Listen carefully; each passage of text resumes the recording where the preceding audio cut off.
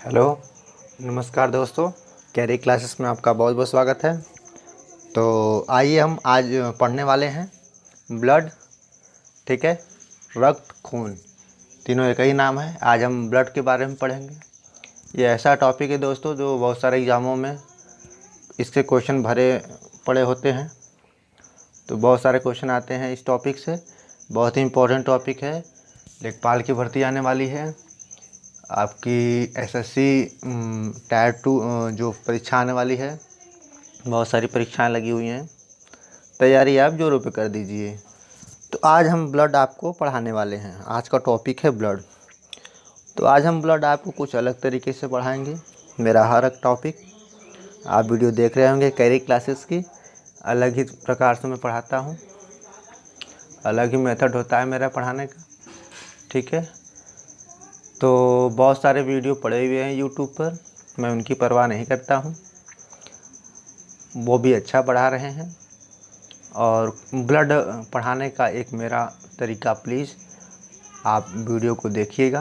अगर अच्छा लगे तो चैनल को सब्सक्राइब शेयर करिएगा। ठीक है, तो आइए स्टार्ट करते हैं। आज हम पढ़ने वाले हैं ब्लड। ख़ास तौर से ये यूपीएसआई, लेखपाल की भर्ती, यूपीपीसीएस, डीआरडीओ, ये सारी परीक्षाएं लगी हुई हैं आपकी।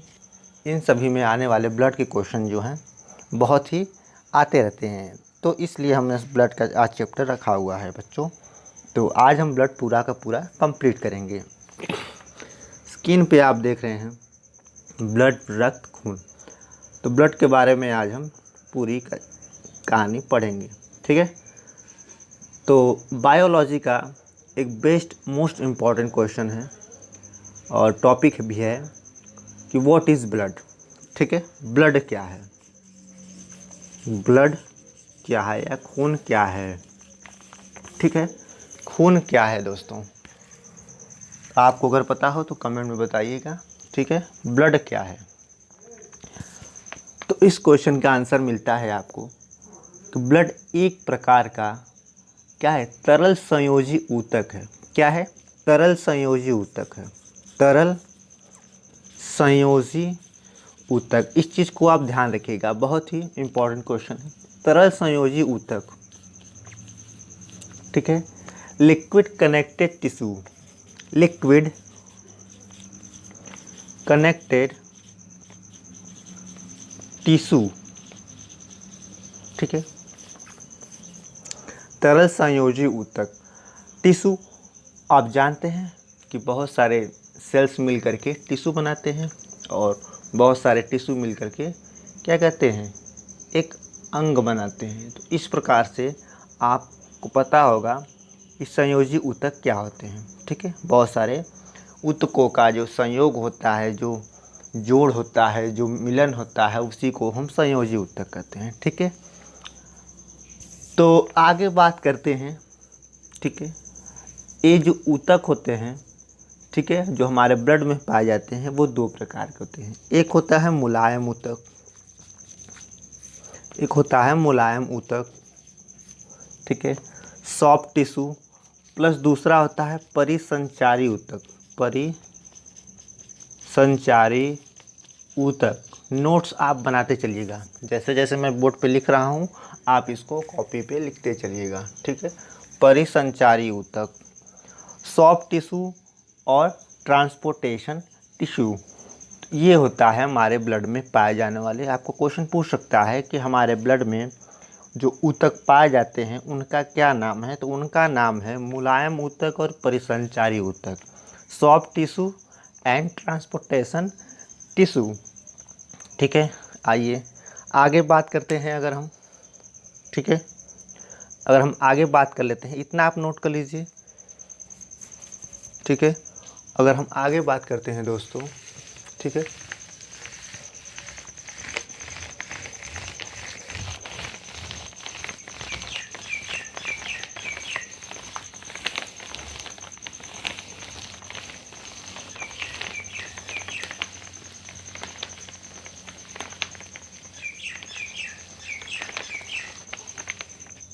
ठीक है, अगर हम आगे बात करते हैं तो पीएच वैल्यू।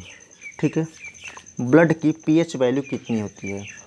तो ब्लड का जो पीएच वैल्यू होता है वो होता है 7.4 से लेकर के 7.6 तक। ठीक है, ये भी वेरी वेरी इंपॉर्टेंट क्वेश्चन है। तो pH value of blood is 7.4 to 7.6। ठीक है, और इसकी जो क्या कहते हैं, इसकी जो क्वालिटी होती है वो होती है क्षारीय। क्या होती है, वो होती है क्षारीय। ठीक है, यह क्षारीय होता है क्योंकि देखिए दोस्तों, अगर 7 से जो पीएच वैल्यू होता है उसका पाठ्यांक 14 तक होता है। अगर आप 7 से नीचे हैं तो वो होता है अम्लीय, और अगर आप 7 से ऊपर हैं 7.1 2 3 एंड 8 एट ए समथिंग होता है तो उसे हम कहते हैं क्षारीय। ठीक है दोस्तों, और अगर अब बात करते हैं, आपसे अगर एग्ज़ाम में पूछ दे कि what is the full form of pH. ठीक है, पीएच का फुल फॉर्म बताइए। तो पीएच का फुल फॉर्म आप देख लीजिए, पोटेंशियल ऑफ हाइड्रोजन। क्या है, पोटेंशियल ऑफ हाइड्रोजन। ये ऐसी चीज़ें हैं, ठीक है दोस्तों, जो बहुत ही इंपॉर्टेंट क्वेश्चन बनाती हैं एग्ज़ाम्स में। ठीक है, पोटेंशियल ऑफ हाइड्रोजन पीएच। अब बात करते हैं पोटेंशियल ऑफ हाइड्रोजन की खोज किसने की थी। तो खोज की थी सारेंसन नामक वैज्ञानिक ने। ठीक है, याद कर लीजिए, सारेंसन ने खोज की थी पोटेंशियल ऑफ हाइड्रोजन की। ठीक है, इसी के साथ अगर हम बात करते हैं, ठीक है, नेक्स्ट, तो बात आती है रक्त का अध्ययन।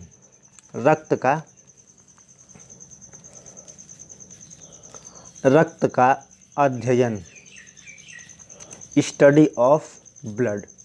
स्टडी ऑफ ब्लड क्या कहलाता है। तो ये बहुत ही जाना माना क्वेश्चन, बहुत ही फेमस क्वेश्चन है। हिमेटोलॉजी क्या कहते हैं, हिमेटोलॉजी। ठीक है, हिमेटोलॉजी क्या कहते हैं, हिमेटोलॉजी। सॉरी दोस्तों, आपकी स्क्रीन पे वर्ड्स नहीं आ रहे हैं, इसको मैं इधर लिख देता हूँ। ठीक है, हिमेटोलॉजी, सारेंसन, स्टडी ऑफ ब्लड। क्या कहते हैं, study of blood, study of blood. अगर बात की जाए स्टडी ऑफ ब्लड की तो इसको हम कहते हैं हिमेटोलॉजी। हिमेटोलॉजी।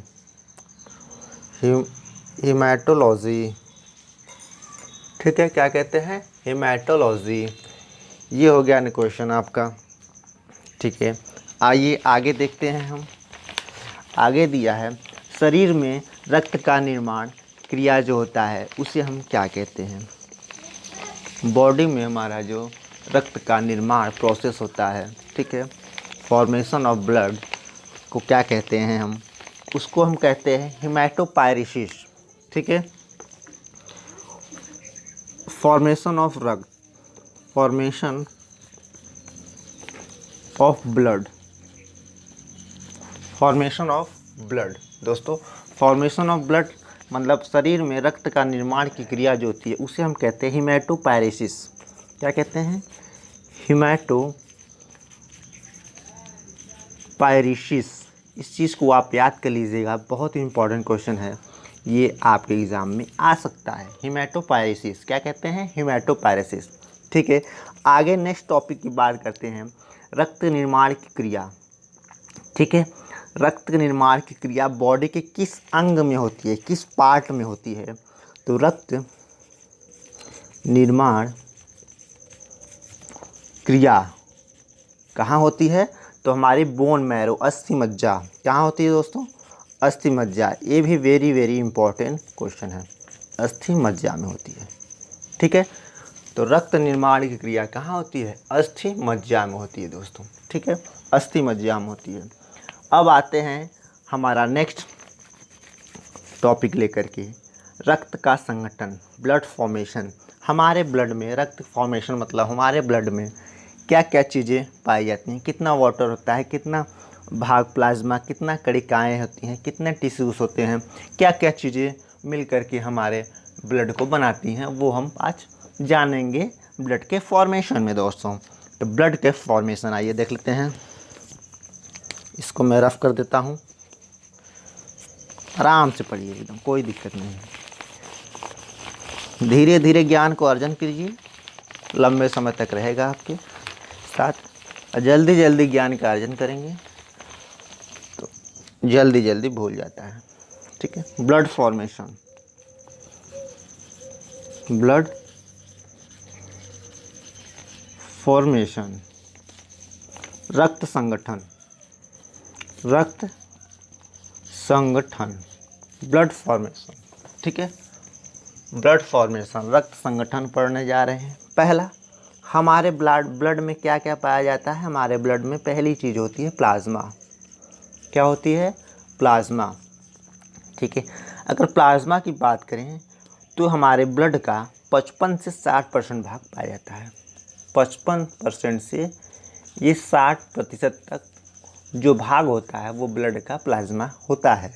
दूसरा, कणिकाएँ क्या होती हैं? कणिकाएँ। ठीक है। सेल्स। तो कणिकाएँ जो होती हैं वो 40% से लेकर के 45% भाग जो होती हैं वो कणिकाओं का होता है। नेक्स्ट आते हैं तो कणिकाओं के अंदर अगर बात करते हैं तो कणिकाएँ हमारी जो होती हैं वो 2 प्रकार की होती हैं, या मान लीजिए 3 प्रकार की। अगर हम प्लेटलेट को ले लेते हैं तो लाल रुधिर कणिकाएँ। ठीक है। लाल रुधिर कणिकाएँ, आराम से पढ़िए दोस्तों, समझ करके। ठीक है। आरबीसी जिसे कहते हैं हम लोग, red blood cell, red blood capsules. और अगर हम बात करते हैं दूसरा, ठीक है, तो श्वेत रक्त कणिकाएँ।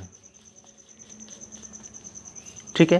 श्वेत रक्त कणिकाएँ, लाल रुधिर कणिकाएँ और श्वेत रक्त कणिकाएँ, इसको हम कहते हैं WBC। क्या कहते हैं? WBC। ठीक है। और तीसरी चीज़ होती है प्लेटलेट। क्या होती है? प्लेटलेट्स। ठीक है। जिसे हम कहते हैं बिम्बाणु। क्या कहते हैं? बिम्बाणु, प्लेटलेट। ठीक है। ये सारी चीज़ों से मिलकर के हमारा ब्लड का फॉर्मेशन बना होता है, हमारा ब्लड बना होता है। ठीक है। ये सारी चीज़ें आपको समझ में आ रही होंगी दोस्तों। ठीक है। तो कमेंट बॉक्स में आप कमेंट करके ज़रूर बताइएगा वीडियो कैसा लग रहा है, पढ़ने में कैसा आ रहा है। ठीक है। आइए आगे बात करते हैं। अब इसी के साथ अगर हम बात कर लेते हैं इनके साइंटिफिक नेम की। ठीक है। अगर हम जो है कि आरबीसी, रेड ब्लड कैप्सूल्स कि हम लाल रुधिर कणिकाओं की बात कर लेते हैं, तो लाल रुधिर कणिकाओं को अगर हम बात करें तो लाल रुधिर कणिकाओं का जो साइंटिफिक नेम होता है, ठीक है, उसे कहते हैं एरिथोसाइट्स। क्या कहते हैं? एरिथोसाइट्स। ठीक है। इतना आप नोट कर लीजिए, स्क्रीनशॉट ले लीजिए या फिर नोट कर लीजिए, जो आपको प्रीफर लगे। ठीक है। तो आप स्क्रीनशॉट ले सकते हैं, फटाफट स्क्रीनशॉट ले लीजिए, इसके बाद मैं बताता हूँ। ठीक है। ठीक है, स्क्रीनशॉट हो चुका होगा। आगे हम बात करते हैं।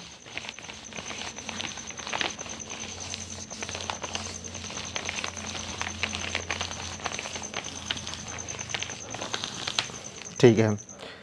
हम बात कर रहे थे साइंटिफिक नेम। ठीक है। जो हमारे कैप्सूल्स होते हैं, लाल और श्वेत और प्लेटलेट्स, वो होते हैं उनके साइंटिफिक नेम। तो पहला था एरिथ्रोसाइट। एरिथ्रोसाइट। ठीक है। ये होता है आरबीसी, रेड ब्लड कैप्सूल्स का साइंटिफिक नेम एरिथ्रोसाइट्स भी होता है। इसके इसी नाम से भी जानना है। क्वेश्चन आपको पूछ सकता है कि आरबीसी को और किस नाम से जानते हैं या साइंटिफिक नेम क्या होता है, तो आपका आंसर होगा एरिथ्रोसाइट्स। नेक्स्ट होता है कि डब्ल्यूबीसी का साइंटिफिक नेम क्या होता है, श्वेत रक्त कणिका का साइंटिफिक नेम क्या होता है, तो आपका आंसर होगा ल्यूकोसाइट। क्या होगा? ल्यूकोसाइट। ल्यूकोसाइट क्या होगा? ल्यूकोसाइट। इस चीज़ को आप याद कर लीजिए, बहुत ही इम्पॉर्टेंट चीज़ मैं आज आपको बता रहा हूँ।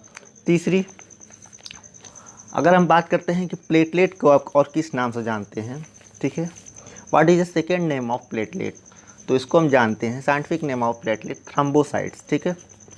थ्रोम्बोसाइट्स, एरिथ्रोसाइट, ल्यूकोसाइट, थ्रोम्बोसाइट, इसे हम कहते हैं प्लेटलेट्स, ठीक है, प्लेटलेट्स, ठीक है। आइए अगर हम बात कर लेते हैं इसके आगे हम अपने पहले ऑप्शन की, जो हमारा प्लाज्मा था, क्या था, प्लाज्मा, ठीक है, क्या था हमारा, प्लाज्मा। अगर हम प्लाज्मा की बात कर लेते हैं तो प्लाज्मा का फॉर्मेशन कैसे होता है, प्लाज्मा किन किन चीज़ों से मिलकर के बना होता है, इसके बारे में बात कर लेते हैं, ठीक है। तो प्लाज्मा खास तौर से हम बात करते हैं तो प्लाज्मा में 90% जो होता है हमारा वाटर होता है, ठीक है, 90% तक प्लाज्मा जो है पानी से मिलकर बना होता है। और अगर दूसरी चीज़ बात कर लेते हैं तो 8% हमारी प्रोटीन होती है, क्या होती है, प्रोटीन होती है, ठीक है। ये बहुत ही अच्छी नोट्स आप बना सकते हैं, इससे स्क्रीनशॉट ले सकते हैं, ठीक है। तो जो प्रोटीन होता है 8%, वो कौन सा प्रोटीन होता है, ये क्वेश्चन आपसे पूछ सकता है कि प्लाज्मा में पाए जाने वाले प्रोटीन का नाम बताइए। तो प्रोटीन का नाम होता है फाइब्रोनेजन, फाइब्रोनेजन, फाइब्रोनोजन, ठीक है, फाइब्रोनोजन, प्रोटीन का क्या नाम है, फाइब्रोनोजन। और अगर बात कर लेते हैं तो और सारी चीज़ें जो बचती हैं 90, 8, 98 और 2% में हमारे हार्मोन्स होते हैं, ठीक है, हमारे खनिज लवण होते हैं, खनिज लवण होते हैं, ठीक है, ग्लूकोज, यूरिया, ठीक है, ये सारी चीज़ें होती हैं, ग्लूकोज, यूरिया, ठीक है, और बिलरुबिन नाम का भी एक पदार्थ होता है, ठीक है, बिलरुबिन, ठीक है, ये कभी कभी एग्जाम में पूछ लेता है कि बिलरुबिन कहाँ पाया जाता है, बिलरुबिन नामक प्रोटीन कहाँ पाया जाता है, तो हमारे प्लाज्मा के अंदर पाया जाता है, ठीक है। ये हो गया फॉर्मेशन ऑफ प्लाज्मा। आइए कुछ हम नोट्स बना लेते हैं, ठीक है, कुछ हम इम्पोर्टेंट चीज़ जान लेते हैं प्लाज्मा के बारे में, ठीक है। रफ कर देता हूँ, स्क्रीनशॉट आप लेते रहिए बराबर, ठीक है, स्क्रीनशॉट आप बराबर लेते रहिए। एक चीज़ कभी कभी पूछ लेता है या फिर प्रायः ही पूछ लेता है, बहुत ही इंपॉर्टेंट क्वेश्चन बना हुआ है प्रीवियस के एग्जामों में, जैसे यूपीपी हो गया, यूपी पीसीएस तक एग्जाम पूछा हुआ है, ठीक है।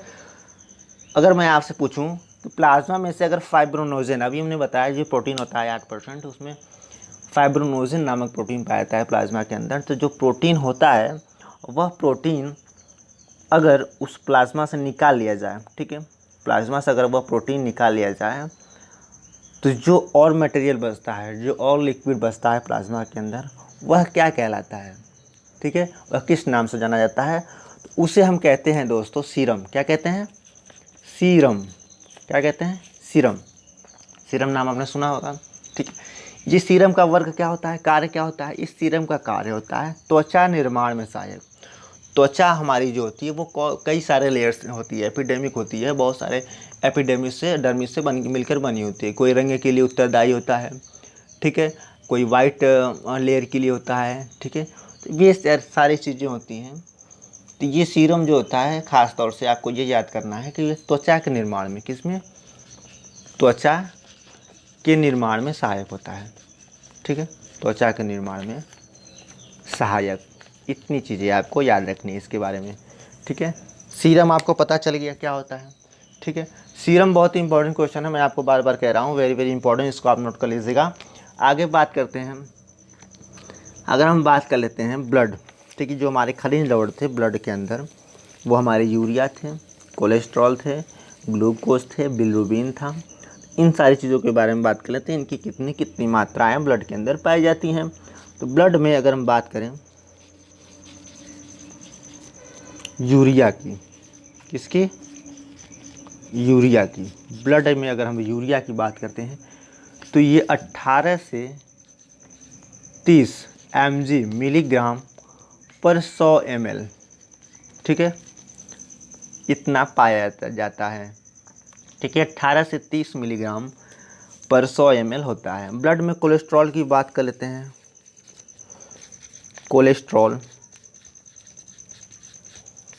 कोलेस्ट्रॉल की अगर बात करते हैं तो 150 से ये 250 mg, मिलीग्राम प्रति 100 ml होता है, ठीक है। ग्लूकोज की बात कर लेते हैं। तो जो ग्लूकोज होता है वो 80 से 120 ग्राम प्रति 100 ml, ठीक है।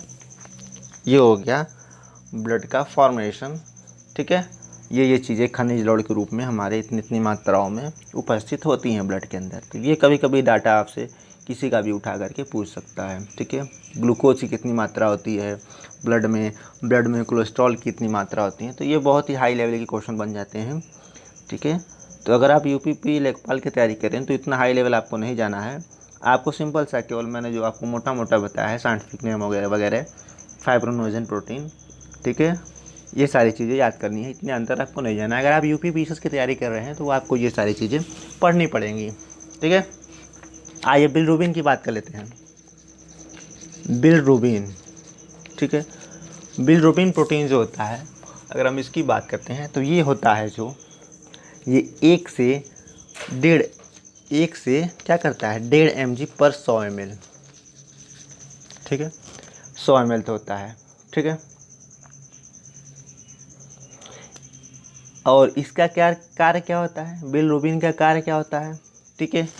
बिलरुबिन का कार्य होता है ये हार्ट बीट को बढ़ाता है, ठीक है। हमारी धड़कन की स्पीड को बढ़ाता है, हार्ट बीट, याद कर लीजिए। इसका कार्य क्या है, हार्ट बीट को बढ़ाना, हार्ट बीट को बढ़ाना। अगर इसकी मात्रा 1 से 1.5 mg की अधिक हो जाती है तो ये हार्ट बीट को बढ़ा देता है, ठीक है। अगर ये 2 mg प्लस हो जाता है, ठीक है, 2 मिलीग्राम से अधिक हो जाता है तो ये शरीर को, तो इससे शरीर हमारा पीला हो जाता है। क्या होता है, पीला। तो हम कहने लगते हैं कि पीलिया हो गया। पीलिया को क्या कहते हैं, हेपेटाइटिस। क्या कहते हैं, हेपेटाइटिस। आइए हम इसको रफ कर लेते हैं, ठीक है, नहीं, ठीक है। तो पीलिया को क्या कहते हैं, इधर आपको दिख रहा है, नहीं दिख रहा है। आइए इसको रफ करके ही बताते हैं। बिलरुबिन का पूरा डाटा आपको इधर ही हम बता देते हैं, ठीक है। अच्छा देखिए, बिलरुबिन पढ़ रहे थे हम लोग, ठीक है। बिलरुबिन की बात कर रहे थे। अगर ये 2 mg प्लस हो जाता है, ठीक है, बिलरुबिन अगर हमारा 2 mg प्लस हो जाता है, इसकी मात्रा 1 से 1.5 mg तक होनी चाहिए, मगर ये अगर 2 mg से प्लस अधिक हो जाता है तो हमारा शरीर पीला पड़ने लगता है। क्या हो जाता है, पीला, ठीक है। हमारा शरीर पीला होना था, इसे हम कहते हैं पीलिया। क्या कहते हैं, पीलिया, ठीक है, पीलिया कहते हैं।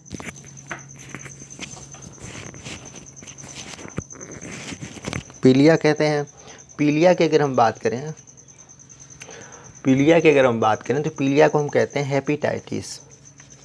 हेपेटाइटिस क्या कहते हैं, हेपेटाइटिस, ठीक है दोस्तों। पीलिया को हम कहते हैं हेपेटाइटिस, ठीक है। पीलिया को हम कहते हैं हेपेटाइटिस, ओके। आइए आगे बात करते हैं मगर, ठीक है। इतना आपको समझ में आ रहा है तो प्लीज़ कमेंट में बताइए, ठीक है। अगर हम बात करते हैं प्लाज्मा जो हमारा था, क्या हम पढ़ रहे थे, प्लाज्मा, ठीक है, प्लाज्मा हम पढ़ रहे थे। अगर हम प्लाज्मा की बात करते हैं तो प्लाज्मा में हमारे पाए जाने वाले प्रोटीन्स के बारे में पढ़ लेते हैं, ठीक है। प्लाज्मा में कौन कौन से कितने प्रकार के प्रोटीन पाए जाते हैं उसको हम पढ़ लेते हैं। प्लाज्मा में पहला प्रोटीन हमारा होता है, ठीक है, एल्ब्यूमिन, ठीक है, एल्ब्यूमिन। दूसरा होता है ग्लोब्यूमिन, क्या होता है, ग्लोब्यूमिन, ठीक है, ग्लोब्यूमिन। तीसरा जो होता है वो होता है फाइब्रिनोजन, है तो आपने पहले ही पढ़ा है, फाइब्रिनोजन, ठीक, फाइब्रिनोजन हो गया। प्रोथाम्बिन चौथा हो गया आपका, प्रोथाम्बिन, ठीक है। तो प्लाज्मा भी हमारे 4 प्रोटीन पाए जाते हैं, एल्ब्यूमिन, ग्लोब्यूमिन, फाइब्रिनोजन और प्रोथाम्बिन। एल्ब्यूमिन आपका अंडे के अंदर भी पाया जाता है प्रोटीन, ठीक है, अंडे में पाया जाने वाला प्रोटीन एल्ब्यूमिन। ग्लोब्यूमिन, फाइब्रिनोजेन और प्रोथ्रोम्बिन, ये थोड़ा आपके लिए कुछ अलग हो सकता है।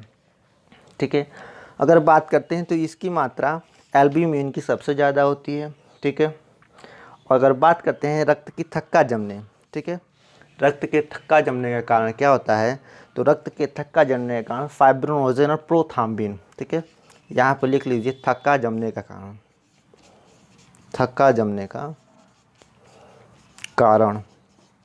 ठीक है, थक्का जमने का कारण क्या होता है, फाइब्रिनोजेन और प्रोथ्रोम्बिन होता है। दोस्तों इतनी चीज़ें आपको समझ में आ रही हैं। ठीक है, तो प्रोथ्रोम्बिन और फाइब्रिनोजेन प्रोटीन जो प्लाज्मा के अंदर पाया जाता है वह रक्त का थक्का बनाने में सहायक होता है।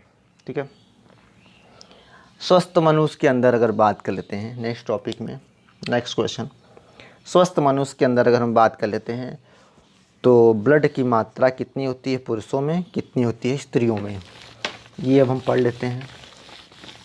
ठीक है, ब्लड के सारे बनने वाले क्वेश्चंस, जितने भी आज तक क्वेश्चन बने हुए हैं या बन सकते हैं, कोई क्वेश्चन नहीं छूटने वाला है, सारे मैं कलेक्शन कर दूंगा इसी वीडियो में। आप एक वीडियो देखिएगा, ब्लड पढ़ना बंद कर दीजिएगा, बस एक वीडियो आप पढ़ लीजिए, उसके बाद आपको कभी भी ब्लड पढ़ने की ज़रूरत नहीं पड़ेगी। बात कर लेते हैं अगर हम स्वस्थ मनुष्य के अंदर ब्लड की मात्रा, स्वस्थ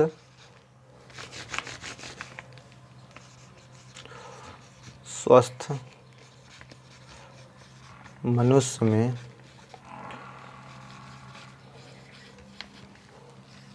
ब्लड की मात्रा ये होती है 5 से 6 लीटर। ठीक है, ये कभी कभी क्वेश्चन पूछता है, बहुत ही नॉर्मल क्वेश्चन है। 5 से 6 लीटर हमारे ब्लड की मात्रा शरीर में पाई जाती है। ठीक है, अगर हम बात कर लें यहीं पे कभी कभी क्वेश्चन घुमा के पूछ लेता है कि भार का कितना प्रतिशत रक्त होता है, तो भार का 7 से 8% जो होता है हमारा रक्त होता है। 7 से 8% तक हमारा जो होता है भार का रक्त होता है। ठीक है, अच्छा अगर हम बात कर लेते हैं कि रक्तदान हमको कितना करना चाहिए। ठीक है, रक्तदान भाई कितना करना चाहिए, तो रक्तदान हमारे पूरे ब्लड का 10%, कितना 10%। ठीक है, तो 10% हमें रक्तदान करना चाहिए। और आगे बात कर लेते हैं तो रक्त बनने में, ठीक है, रक्तदान करने के कितने दिन बाद दोबारा हम रक्तदान कर सकते हैं, तो 14 दिन के बाद। ठीक है, ये ओरली क्वेश्चंस हैं। ठीक है, एमसीक्यू टाइप। 14 दिन के बाद आप दोबारा रक्त कर सकते हैं। न्यूनतम उम्र क्या होनी चाहिए, न्यूनतम उम्र रक्तदान करने की वो होती है 21 वर्ष। कितनी होती है, 21 वर्ष। ये सारी चीज़ें आप ओरली याद कर लीजिए, या फिर नोट बनाना चाहते हैं बना सकते हैं। अधिकतम उम्र होती है 60 साल, अधिकतम उम्र होती है 60 साल। रक्तदान करने की अधिकतम उम्र होती है 60 साल। ठीक है, 60 साल। ठीक है, और न्यूनतम वज़न आपका कम से कम इतना वज़न होना चाहिए, कितना, 50 केजी। ठीक है, इतना वज़न है तो आप रक्तदान कर सकते हैं, इससे कम है तो आप रक्तदान ना करें। ठीक है, आपके शरीर के लिए हानिकारक हो सकता है। ठीक है, सबसे इम्पोर्टेंट क्वेश्चन इससे पूछा जाता है कभी कभी कि एक यूनिट में कितने ml ब्लड होता है, तो एक यूनिट में आप याद कर लीजिए 360 ml। वेरी आप ये दान करते हैं तो आपकी ब्लड जो होता है यूनिट में नापा जाता है। ठीक है, एक यूनिट बराबर 360 ml होता है, मिलीलीटर। ठीक है, इतने ब्लड आप एक यूनिट दान करते हैं तो देते हैं किसी को। अब आते हैं थोड़ा आगे बढ़ लेते हैं, थोड़ा सा ये चीज़ें से आप स्क्रीनशॉट ले सकते हैं या फिर नोट बना सकते हैं।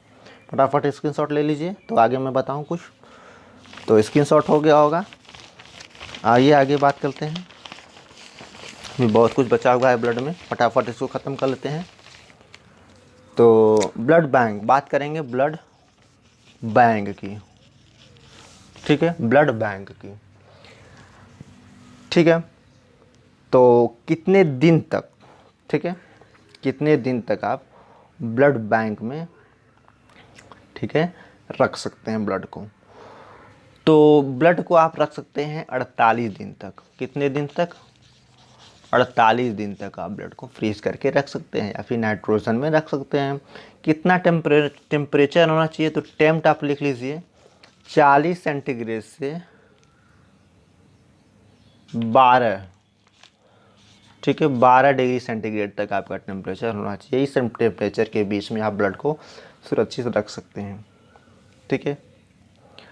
किस में रखते हैं, ठीक है, किस में रखते हैं, ये भी कभी कभी क्वेश्चन क्या बारी बार पूछता है कि ब्लड को किस चीज़ में रखा जाता है ब्लड बैंक में, तो द्रव नाइट्रोजन, लिक्विड नाइट्रोजन, ठीक है, लिक्विड नाइट्रोजन, ये वेरी वेरी इंपॉर्टेंट क्वेश्चन है। लिक्विड नाइट्रोजन, द्रव नाइट्रोजन में रखते हैं, ठीक है, ब्लड बैंक में ब्लड को द्रव नाइट्रोजन में रखते हैं। बात कर लेते हैं कि आज वर्तमान में, ठीक है, नाउ इस समय ब्लड को किस में रखा जाता है, किस चीज़ में, किस केमिकल में रखा जाता है, तो उस केमिकल का नाम है डेक्सट्रेट। क्या नाम है, डेक्सट्रेट। ये बहुत ही नया नया क्वेश्चन बनने वाला है आपका, डेक्सट्रेट याद कर लीजिए। पहले लिखते थे लिक्विड नाइट्रोजन में, अब रखते हैं डेक्सट्रेट में। किसमें, डेक्सट्रेट, ठीक है, ये हो गया। जितनी सारी चीज़ें आपको समझ में आ रही होंगी, ठीक है। डेक्सट्रेट आप याद रखिएगा, बहुत ही बार पूछा गया है और अभी नया नया क्वेश्चन है, ठीक है, नए बनने वाले क्वेश्चन है, ये सब आ सकते हैं एग्ज़ाम्स में, ठीक है, क्योंकि ये तो क्वेश्चन है कि इसमें रखते हैं, ये तो बहुत बार पूछा गया है, मगर अब ये पूछ सकता है डेक्सट्रेट। आइए नेक्स्ट, अब पढ़ते हैं हम लोग WBC के बारे में, ठीक है। WBC, white blood corpuscles, white blood cells.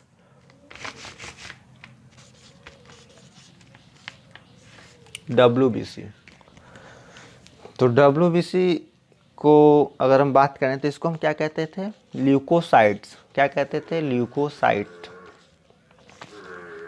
ठीक है, क्या कहते थे, ल्यूकोसाइट, ठीक है। इसकी संख्या कितनी होती है हमारे ब्लड के अंदर, ये होता है 4000 से 9000, ठीक है,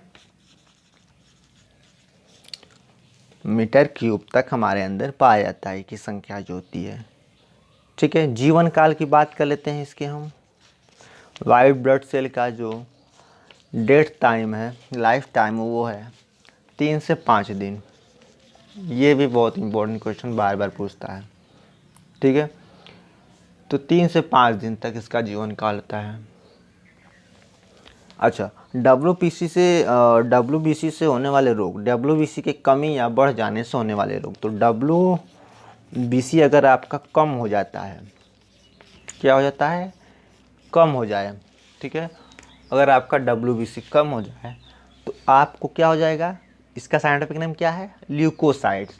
इससे क्या हो जाएगा, ल्यूकोपेनिया, ल्यूकोपेनिया, ल्यूकोपेनिया, ल्यूकोपेनिया। बच्चों इसको ध्यान से देखिएगा आप, ल्यूकोपेनिया, ये बहुत इंपॉर्टेंट क्वेश्चन मैं बता रहा हूँ, ठीक है। अगर पूछे कि WBC की कमी हो जाने से कौन सा रोग होता है, तो WBC के कमी हो जाने से आप आंसर देंगे ल्यूकोपेनिया, ठीक है। क्या होगा, ल्यूकोपेनिया। अच्छा, WBC की संख्या अगर बढ़ जाए हमारे ब्लड में, WBC जिसे हम प्रतिरक्षा तंत्र के लिए उत्तरदायी मानते हैं, अगर वह बढ़ जाए, हमारी इम्यूनिटी के लिए उत्तरदायी मानते हैं, अगर वह बढ़ जाए तो हमको ल्यूकेमिया होता है। क्या होता है, ल्यूकेमिया, ल्यूकेमिया, ठीक है। ल्यूकेमिया कहते हैं ब्लड कैंसर, सेल्स का हमारा लगातार अनियमित रूप से बढ़ना ही हमारा कैंसर कहलाता है, ठीक है। लगातार हमारे ब्लड सेल्स बढ़ने लगते हैं, ठीक है, कंट्रोल ही नहीं होते हैं, चैन बाय चैन हो क्या करते हैं, बढ़ने लगते हैं, अनकंट्रोल हो जाता है। इसलिए वो क्या होता है, हमारे सेल्स डिजीज़ में बदल जाते हैं, उसे हम कहते हैं ल्यूकेमिया या ब्लड कैंसर। कोई भी चीज़ जो होती है वो एक मेंटेन अवस्था में रहे तो अच्छी है, ठीक है। देखिए यही आपके सामने है, WBC कम हो जाए तो भी हमारी प्रतिरक्षा तंत्र कमज़ोर हो जाएगी, अगर WBC बढ़ जाए तो ब्लड कैंसर हो जाता है, ल्यूकेमिया हो जाता है। ये सारी चीज़ें हैं। आइए नेक्स्ट बात करते हैं। स्क्रीनशॉट लेते रहिए दोस्तों, बार बार कह रहा हूँ मैं, बहुत ही अच्छे नोट्स हैं, आपको पता है, स्क्रीनशॉट लेते रहिए।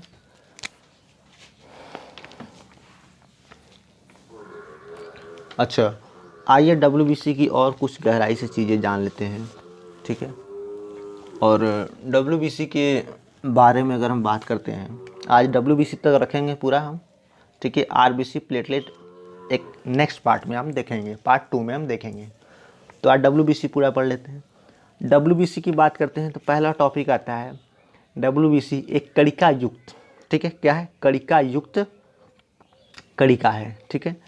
इसको हम कहते हैं कणिका युक्त। एक ग्रैन्युलोसाइट्स, क्या कहते हैं? ग्रैन्युलोसाइट्स, ग्रैन्युलोसाइट्स, ओके, ठीक है। ग्रैन्युलोसाइट्स है। अगर हम बात करते हैं तो इसमें एक और चीज़ पाई जाती है कणिका विहीन, अग्रैन्युलोसाइट और ग्रैन्युलोसाइट। कणिका विहीन 2 प्रकार की कणिकाएं पाई जाती हैं, कणिका विहीन और कणिका युक्त, ठीक है। अगर हम बात करते हैं कणिका युक्त की, तो कणिका युक्त में हमारे कौन कौन से मटेरियल्स, कौन कौन से चीज़ें पाई जाती हैं। पहले में आता है हमारा कणिका युक्त, ठीक है। इसमें अगर हम बात करते हैं, इसमें हमारा होता है न्यूट्रोफिल्स, ठीक है। 65% हमारा होता है न्यूट्रोफिल्स। चीज़ें याद करिएगा, मैं बार बार कह रहा हूँ आपसे कि बहुत ही गहराई से चल रहा हूँ, ठीक है। न्यूट्रोफिल्स होता है। नेक्स्ट देखते हैं तो एसिडोफिल्स होता है। क्या होता है? एसिडोफिल्स। जब आप ब्लड रिपोर्ट देखते होंगे तो ये सारे एलिमेंट्स में होते हैं, ठीक है, आप चेक कर लीजिएगा। नेक्स्ट होता है बेसोफिल्स। क्या होता है? बेसोफिल्स। और होता है चौथा ईओसिनोफिल्स, ईओसिनोफिल्स, ईओसिनोफिल्स, सिनोफिल्स, ठीक है। चौथा ये होगा eosinophils, basophils, eosinophils, neutrophils, acidophils, basophils, eosinophils.